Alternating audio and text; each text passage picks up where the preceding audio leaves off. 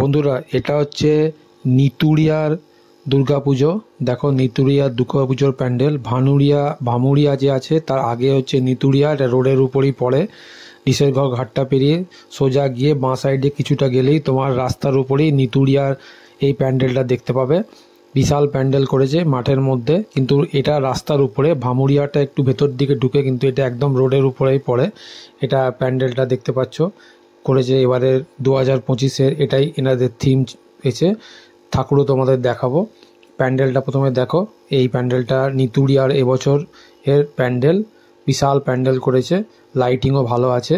এটা হচ্ছে এবার ভেতরটা, ভেতর দিয়ে তোমরা ঢুকতে যাবে। বৃষ্টি পড়ছে বলে একটু জল হয়ে গেছে, কিন্তু এমনি ঠিকই আছে।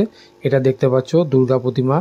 এবারে এটা আমরা গেছিলাম চতুর্থীর দিন 2025-এর এবারে নিতুড়িয়ার পুজো। দেখতে পারো ভালো। ভামুরিয়া নিতুড়িয়া দুটোই খুব ভালো প্যান্ডেল। প্রতি বছরই এরা এখন পুজো খুব বড় করে করছে।